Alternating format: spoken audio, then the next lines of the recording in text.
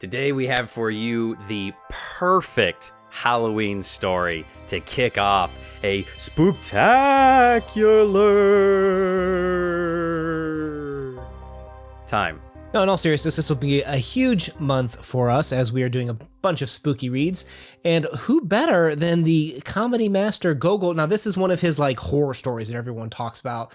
And if you haven't read it, it's a treat. It's part of his earlier writings, like with the Ukrainian tales and such, that it's got this just, how do you describe early Gogol? It's fantastic. It's... The Gogolverse, it's so good, it's so rich. I love all the characters, and they all feel very flushed out, especially in this story, Vi. I don't know how to say it perfectly, but it feels like all of them have almost like a point to what he was trying to emphasize. One of the things that really stuck out for me with this is how Gogol just perfectly blends this. I think a lot of people call it magical realism, right? Where you're in a reality, you assume it's real, but you accept these fantastical elements where, suddenly this lady who they're hungry, they're traveling, they're trying to stay in at this house, and all of a sudden she just starts riding them like a bull. And you just accept it as reality. And there's even that line when he walks into the room where they say, and rolled over on his other side in order to fall into a dead sleep. So it's kind of like you're questioning almost like that, is this real or not? Like you remember when we did A Christmas Carol, is a undigested piece of beef or a crumb of cheese, right? Like this could be his imagination. Yeah. And you'll notice that there's almost like these links between what could be a magical realism fantastic element with reality. Yeah, so throughout the story, it felt like he was creating this piece of realism on top of fantasy. But is fantasy the real world and the realism is the fake? I almost kind of felt that all of this seemed very fantastical to me, of him being, kind of almost drawn or manipulated to go out and to leave the seminary and then go on this kind of adventure. It was almost like a hero's journey. So it felt fantastical all the way from the beginning with elements of realism sprinkled in. Well, you had the friend that was like a klepto, which was hilarious. Just had a fish in his pocket, a sturgeon nonetheless. And we find out later when he's going to the what was it, the colonel's area, the rich man, that there's this market that's known for sturgeon too, and you see the link there. You had the wolves kind of barking in the distance, and then you have these fantastical elements and stories of the wolves. And even when he beats the witch, right? Her eyelashes are long and pointy. And at the end, when, we have this fantastic element when she comes back to life to be this creature with eyelids that reach the ground, the eyelids being long and pointy is reminiscent of even when he's looking at her when she's beautiful too. So you have almost like a direct correlation of something in the magical realism world directly linking with something in the actual world. Do you think he was trying to confuse us on purpose so you don't ever really know whether you're in the fantasy world or in the real world? Or we're supposed to think to ourselves, is there fantasy? Is there magic? You just have to look for it. Even in the most mundane things of life, there are magical elements. We talked about how there is a movie, or a couple movies, I think, based on this. And I sent you that picture, how even on the cover, this was one of my favorite parts in the writings when they talk about how there was a tear coming down her face, but then it turns into blood, again, transforming. There's something to be said about how our stories, our life, they impact us and what we think of the world, right? We have the philosopher, though he had fortified himself with a good mug of vodka, secretly felt timorousness creeping over him as they drew near the lighted church. The tales and strange stories he had heard helped to affect his imagination still more. So this has kind of that Poe feeling. Remember in the House of Usher, when you're approaching the house, it's you cross the pane into this other world where you're not sure what's real. Well, here, even the main character is accepting that there's this impact that stories have on our imaginations and thus our reality. Yeah, I think that's a good point with, our perceived notion of what is reality. And I think Gogol's perception is very different than ours. A lot of this, to me, I think that we kind of skipped over at this point, but I think it's a good time to bring it up, is the religious element, right? It felt like very much, not that he was making fun of religion, but he was drawing a very clear eye to that religion has a supernatural element to it. Just with the seminary and the witch, the blood, 3 days, it felt like it was hitting me in the head over and over again of religion throughout the entire piece. Well, even then the friend, like his theologian, like the friend, right? And it's interesting when you look at what are the roles these characters have, because when you look at the theologian, he was the one that was kind of always stealing things. Like he's almost like borrowing things. And I guess there's commentary there too about how there is play between religions too. And like we talked before about how when Buddhism came to Japan, Japan's like, oh, I like this. I'm going to take this part of the religion and kind of integrate it into my life. And then Christianity came to Japan and they're like, oh, I like this. I'm going to take this part of Christianity. There's an influence even cultures have on each other to an extent, religions, right? And you had the rhetorician who, remember when like the main character like wanted to take off? He's like, yeah, I'm not going back in there. It's freaky stuff's happening. I'm out. Like day 2, done, right? And the rhetorician, aka the guy that's supposed to convince you of crap, is the one that's like, no, you got to stay. He's convinced by the town and such that he has to stay. The poor philosopher, who's supposed to be the one that makes sense of everything, the one that, if there was confusion on reality and fake, like you'd think that he would be the one that could make sense of it, that could understand what's going on. The big brain, he could big brain through it, right? But he's the one that almost seems like the most confused in a sense. Like we're to the point where none of these characters have like this perfect presentation of or grasp on reality of what they even should be doing. Yeah, I felt like the philosopher was almost like an oxymoron, right? He's the one that's supposed to be able to, as you said, big brain his way through this, but he's also relying a lot on faith, as we see, to stumble his way through the story. But then he succumbs so easy to be like, I want to leave. Okay, I guess you convinced me, I'll stay. And I know that's like, we succumb to our sins very easily sometimes, that it is hard to not sin when it's things that you want to do. But I felt like, isn't he supposed to be the hero of the story? He's supposed to say, no, I'm going to go on. And of course, there wouldn't be a story and there wouldn't be the great ending to it, the kind of twist that Gogol gives us. But I felt like he should have put up a little bit more resistance than been like, oh, no, stop me. I'm not going to go back in. Well, when you look at like some of like the text, like there's parts where like they're talking about the garden being full of weeds, right? Like you talked earlier about like some of the biblical imagery and such. And even when we think about how, I don't know what your thoughts are, but like I always look at as Dracula as like this kind of like perversion of religion, right? Like you have to invite evil in. It's something that corrupts you, that sort of thing. And here are all these influences on the young philosopher's life. Do you think it was the right thing for him to go back? Like you talk about this bravery, right? Like bravery seems like a theme here too, especially when you think about Cossacks, and they mentioned several times about like, oh, I ought to be this way.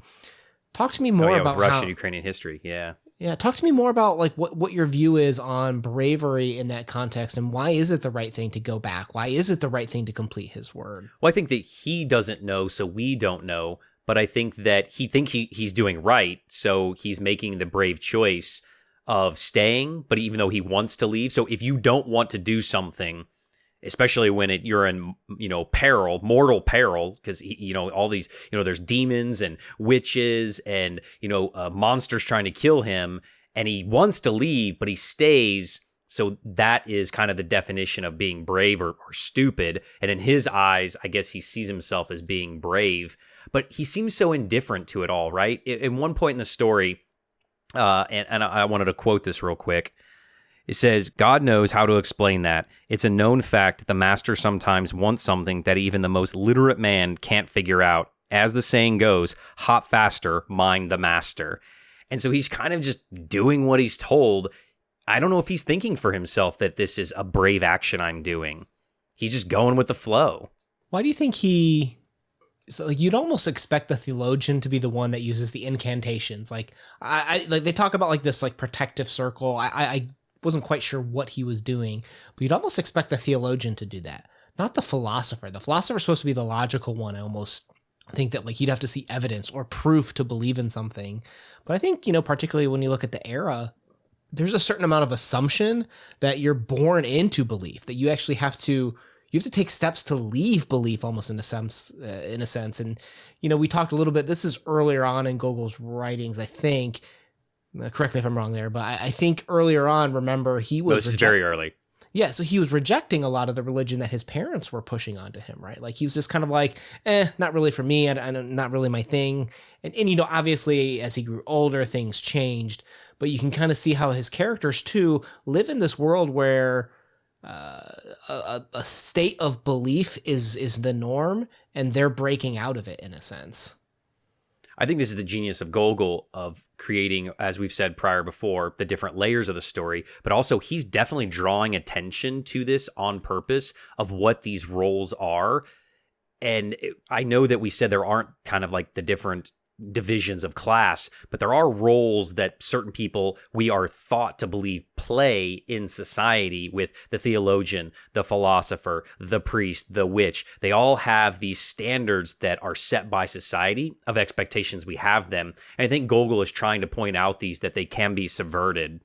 Oh, yeah. Here's an interesting idea, because if you are born into that, you have certain expectations of what reward means. If you do this, you get this eternal reward, this heavenly reward, eternal life. Yeah. Right? And you'll notice everybody's trying to coerce the philosopher, the guy that's trying to be logical, right? Like the colonel's just like, look, even the devil knows not to cross me, right? Like, and the rector is just like, look, I can't tell you to go, but you better go, or I will beat you so hard you won't shower for a week, right? Like everyone's coercing him to do this, thing that like everybody views as morally correct, or the thing to do, and he's trying to back out of it. Right. It's like day 2, he's like, I got to split. And even his friends are like, no, you got to go back. So here's a question is how is this man maybe throwing off rewards and not accepting like that standard societal view of what one ought to do? Yeah. And then Gogol throws you through another loop, right? So he stays. And then what happens? What is his reward? Death. He gets killed. And we realize that, yes, the lady is probably the witch and the daughter of the colonel. And this is kind of his payback. And so, no good deed goes unpunished, or no bad deed goes unpunished here for what he did, because the philosopher beat her and didn't realize that she was a witch and had a bad daddy that was going to get some revenge for her. So very strange, that twist at the end of he gets his upcomings and you're like, oh man. Kind of reminds me of Pascal's wager, right? Like the theory of like, well, if religion is true, then doing everything per this rule book means you get eternal life. And that seems like a hell of a lot better than if religion weren't true. Well, then we just die no matter what, right? So the Pascal's wager is, well, why wouldn't you go with religion is the rhetoric, like the argument there. And it's interesting how Gogol, like, when you look at it at a base of like what the time period thought of how religious the state was, and he's sitting here kind of like challenging that and putting out these like really fantastic stories. It really just gives you a great ride. And it's kind of interesting to think about someone challenging the norm that is the end for him, right? Like we don't go to heaven or something else when he is trying to do this quote unquote right thing. Even though he walks into it doing these incantations and stuff, it's, with Gogol, maybe it's all just farce, right? Maybe it's all just for fun, but it's fun to talk about like what could be these meanings and how do we look at rewards in the light of what everyone says we ought to do. And in the end, you could look at it that the philosopher lost his faith, and that's why he's ultimately punished, or why the sin overcomes him. But what did you think about the ending of when it kind of fast forwards and it goes back to Kiev, and the people that were at his school are talking about his death, And I thought it was hilarious. The guy's like, yeah, all of the women down there on the street are witches. And then I feel like the guy got his because he was bad-mouthing the witches. What did you think of the ending? It has nothing to do with the philosopher, really.